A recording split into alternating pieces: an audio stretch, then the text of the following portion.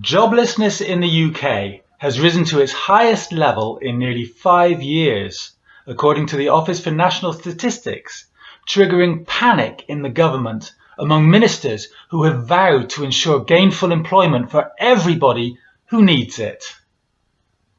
Oh no, wait. Now I come to think of it, that hasn't happened in something like 50 years. Here's why. The unemployment rate hit 5.2% in the 3 months to December 2025, meaning around 1.88 million people were out of work and actively seeking employment, an increase of roughly 331,000 over the past year. Young people are taking the heaviest hit, with 16.1% of people aged 16 to 24 out of work, the highest percentage in the last decade. And wage increases for those in work are slowing now, although for the moment they are still rising faster than prices.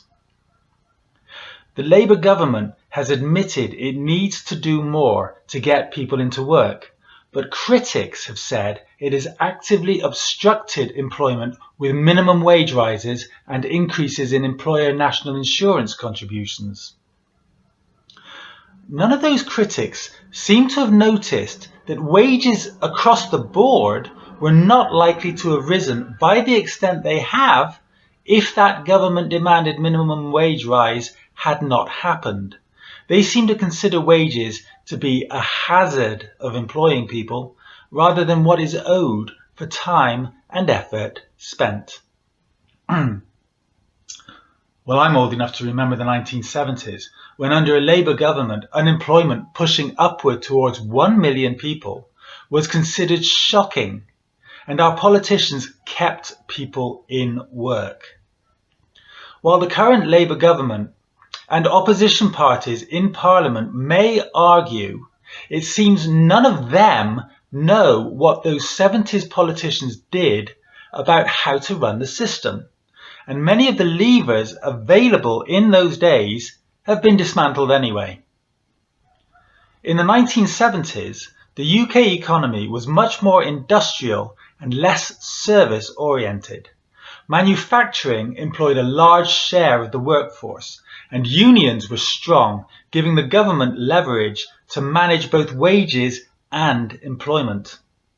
Inflation and strikes were persistent problems, but the government could directly intervene to preserve jobs in key industries. Unemployment reaching 1 million, around 5 or 6% of the workforce at the time, so a similar proportion to today, was considered alarming because most people had lifelong ties to a single employer or industry. Today, the economy is much more service-based and flexible, which means it is much easier to get rid of employees, with a high proportion of gig, 0 hours, and contract work. Structural shifts like deindustrialization, globalization, and automation mean that jobs are more easily created or destroyed, and fewer jobs are protected by tradition or union arrangements. In other words, a rise to 5.2% unemployment today, while technically similar to 1970s percentages, affects a more precarious workforce with fewer long-term attachments. Labour governments in the 1970s were committed to full employment as an explicit policy goal, willing to accept inflationary pressure in order to keep people working. This reflected a Keynesian economic approach. The state actively stabilizes employment through fiscal and monetary policy, nationalization, and industrial intervention. Modern governments, even Labour, operate under a neoliberal framework with far more emphasis on controlling inflation, maintaining business confidence, and avoiding market distortions, often at the expense of employment guarantees. Policies such as raising employer national insurance or the minimum wage were intended to protect workers' incomes, but they also increase costs for hiring, particularly entry-level staff, which can exacerbate youth unemployment, as we are seeing now. The 1970s economy was largely domestic, and governments could influence employment more directly. Today, capital is highly mobile, and businesses can relocate, outsource, or automate. Labour's, or any government's, ability to intervene to keep people in work is much more constrained by global competition, automation, and investment flows. Hence, policies that might have worked in the past are less effective today. Back then, wage pressures were often the dominant economic concern. Today, even when wages rise, inflation-adjusted pay growth is weak. The BBC notes 0.8% after inflation. This creates a sense that people are worse off economically, even if nominal unemployment is similar.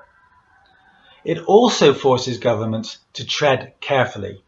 Aggressive job creation policies risk stoking inflation or interest rate pressures in a way that was more manageable in the past.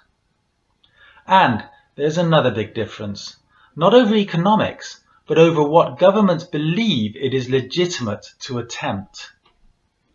In the 1970s, under governments led by Harold Wilson and James Callaghan, inflation was a threat, but mass unemployment was a political and moral failure. Today, inflation control and fiscal credibility dominate. Employment is important, but not the overriding anchor. So, within modern constraints, what could realistically be done? First, treat youth unemployment as a structural emergency rather than a cyclical inconvenience. 16% youth unemployment is not just market churn, it is long-term scarring. Young people need large-scale, guaranteed entry pathways. They need publicly backed apprenticeships, wage subsidies for first hires, or even a targeted youth job guarantee. These are not 1970s-style nationalizations. They are demand-side interventions focused specifically on entry-level access. Second, shift from passive welfare to active labour market investment. The UK spends relatively little on training compared to some of our European peers. If AI and automation are genuinely reducing entry-level posts, then the state's role is not to resist technology, but to build transition ladders quickly enough that displacement does not become exclusion. Third, rethink the balance between business cost pressures and employment elasticity. That means when employers say higher national insurance or minimum wage increases reduce hiring, the response cannot simply be dismissal. It may require temporary offsets for firms taking on young or long-term unemployed workers, effectively socializing part of the hiring risk. Fourth, expand public investment in labour-intensive sectors that are socially necessary but underprovided by markets. I'm talking care, retrofit, public transport, environmental restoration. These are not make-work projects. They are economically useful and absorb labour at multiple skill levels. The constraint is fiscal rules, but fiscal rules are political choices, not laws of physics. Fifth, acknowledge that a service-heavy economy produces more precarious employment. Strengthening job security and reducing churn can reduce the flow into unemployment, even if the headline job count is stable. The deeper issue is political framing, not what is happening, but the way it is being described. In the 1970s, 1 million unemployed was a national shock. Today, nearly 1.9 million is reported dispassionately. The tolerance threshold has shifted because these people are not considered to be as important. Within current political thinking, the answer will be minimal. NI rate cuts, gradual confidence recovery, incremental apprenticeships.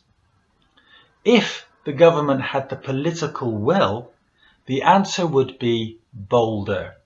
Treat full employment, especially for the young, as a primary objective again, and design policy backwards from that goal. The constraint is not economic capacity. The UK has underused labour, underused infrastructure, and unmet social need. The constraint is what policymakers are prepared to prioritise and defend. And the ministers of this Labour government, like the Tories before them, are timid. Perhaps they should stop governing with an eye on the company directorships they might be offered after being kicked out by voters.